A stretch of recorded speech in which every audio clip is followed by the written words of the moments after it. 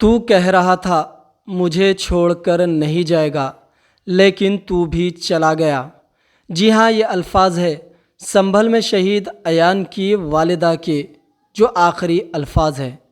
اتر پردیش کے سنبھل جامع مسجد کے سروے کے دوران گزشتہ اتوار کو جو تشدد برپا ہوا تھا، اس میں پولیس کی گولی لگنے سے ایان نامی نوجوان بھی شہید ہو گیا۔ اتوار کو سنبھل کی گلیوں میں ہمیشہ کی طرح خاموشی تھی، لیکن اس دن کا سورج ایک المناک کہانی کی گواہی دینے کے لیے طلوع ہو رہا تھا۔ ایان جو صرف 17 سال کا تھا، اپنی ماں کے لیے دنیا کی سب سے بڑی امید تھا۔ اس کے والد کا سایہ بچپن میں ہی سر سے اڑ گیا تھا اور بڑے بہنوں کی شادی کے بعد وہ اپنی ماں کے ساتھ تنہا رہ گیا تھا۔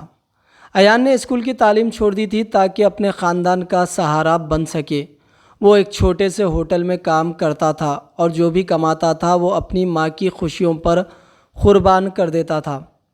اتوار کی شام وہ حسب معمول کام سے لوٹ رہا تھا۔ گلی میں کچھ شور تھا اور ایان نے محسوس کیا کہ حالات کشیدہ ہے، لیکن وہ جانتا تھا کہ اس کی ماں اس کا انتظار کر رہی ہوگی۔ وہ تیز قدموں سے گھر کی طرف بڑھ رہا تھا کہ اچانک گولیوں کی آواز گونجی۔ وہ کچھ سمجھ پاتا اس سے پہلے ایک گولی اس کے سینے میں لگی اور وہ زمین پر گر پڑا۔ اس کے دوستوں نے اسے تڑپتا ہوا پایا اور اٹھا کر اسپتال لے جانے کی کوشش کی۔ ایان کے ہونٹوں سے بس ایک ہی لفظ نکل رہا تھا، اللہ اللہ۔ یہ اس کے آخری الفاظ تھے۔ اسپتال پہنچتے پہنچتے ایان نے دم توڑ دیا۔ جب اس کی ماں کو اس کی موت کی خبر ملی تو وہ جیسے پتھر کی مورت بن گئی۔ جب اس نے اپنے لختے جگر کی لاش کو دیکھا تو آنسوؤں کے ساتھ بس اتنا کہا کہ تو کہہ رہا تھا کہ مجھے چھوڑ کر نہیں جائے گا، لیکن تو بھی چلا گیا۔ میں جلد تیرے پاس آ رہی ہوں، تو فکر نہ کر۔ یہ ایان کی والدہ کے الفاظ تھے۔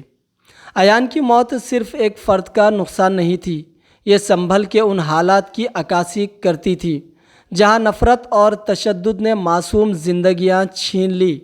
ایان کے خواب جو اپنی ماں کو لے کر ایک بہتر مستقبل بنانے کے تھے، ان گولیوں کے شور میں دفن ہو کر رہ گئے۔